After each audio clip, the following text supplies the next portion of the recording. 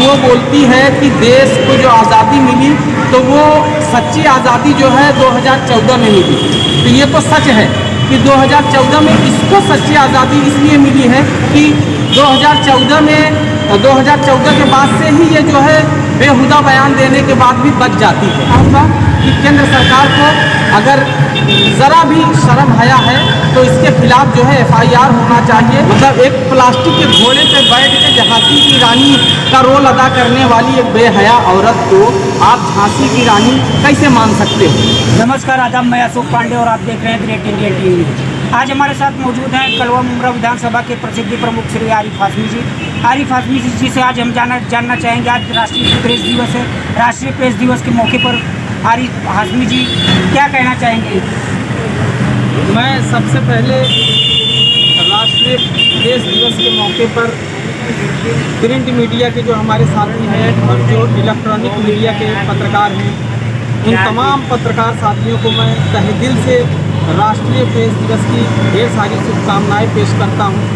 हाशमी जी, अभी हाल ही में फिल्म अभिनेत्री कंगना रनौत को वो पद्मश्री अवार्ड मिला। पद्मश्री अवार्ड मिलने के बाद उन्होंने कुछ विवादास्पद बयान दिए हैं, उस बारे में आप क्या कहना चाहेंगे? देखिए, कंगना रनावत जो है ये बेलगाम घोड़ी है। इसकी बात को ज़्यादा सीरियस नहीं लेना चाहिए देशवासियों को, क्योंकि ये कुछ न कुछ जो है सुर्खियों में आने के लिए कुछ न कुछ जो है बेहुदा बयान देती रहती है।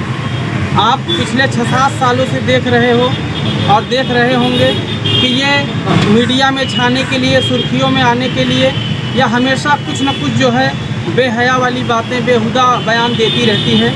और अभी इसको जो पद्मश्री का अवार्ड मिला है वो कैसे मिला है, कैसे चयन हुआ, वो तो मैं समझता हूँ।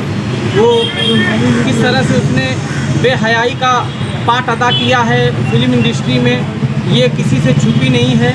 अब ऐसे बेहया लोगों को पद्मश्री अवार्ड मिलना मेरे ख्याल से पद्मश्री अवार्ड का अपमान है। और उसके साथ ही उसने अपने बयान में ये कहा है कि देश को जो है सच्ची आज़ादी 2014 में मिली है और 1947 में जो आज़ादी मिली थी वो झूठी थी और वो भीख में थी। तो अभी मैं एक पोस्ट पढ़ रहा था, हमारे किसी साथी ने फेसबुक पे एक पोस्ट डाला है कि 1947 की आज़ादी जो है भीख में मिली थी और ये आज़ादी जो है कई चीख में मिली है। ये पद्मश्री का अवार्ड कई चीख में मिली है। तो थोड़ा सा गलत जुमले का इस्तेमाल हुआ है, मैं वो गलत जुमला नहीं बोलना चाहूँगा, मगर ये सच है कि ये जो पद्मश्री का अवार्ड मिला है, पद्मश्री अवार्ड ऐसे बेहया औरत के पास जाने से शर्मिंदा है। और मैं समझता हूँ इस बयान से तमाम जो सेकुलर लोग हैं, जो देश में अमन पसंद लोग हैं, उनके दिल को बहुत ठेस पहुँची है। और जो आज़ादी दिलाने के लिए हमारे बुज़ुर्गों ने, हमारे महापुरुषों ने जो कुर्बानी दी है, उस कुर्बानी की तौहीन है। जैसे हमारे परम पूज्य महात्मा गांधी जी, जिन्होंने देश की आज़ादी में अहम रोल अदा किया, चंद्रशेखर आज़ाद, लाला लाजपत राय, वीर अब्दुल हमीद और हमारे अशफाक उल्लाह खां और जो है भगत सिंह जैसे स्वतंत्रता सेनानियों का उसने घोर अपमान किया है। अगर यही अपमान, यही बयान किसी मुस्लिम समुदाय का व्यक्ति, कोई दलित समुदाय का व्यक्ति अगर देता इस तरह का बयान, तो अब तक उसके खिलाफ जो है देशद्रोही का मुकदमा दर्ज करा दिया गया होता।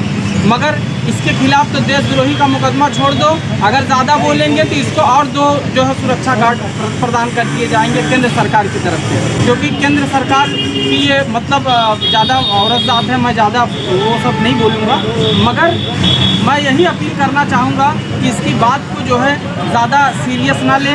ये नकली प्लास्टिक के घोड़े पे बैठकर जो है झांसी की रानी बनती है, तो ऐसी नकली मतलब एक प्लास्टिक के घोड़े पे बैठ के झांसी की रानी का रोल अदा करने वाली एक बेहया औरत को आप झांसी की रानी कैसे मान सकते हो?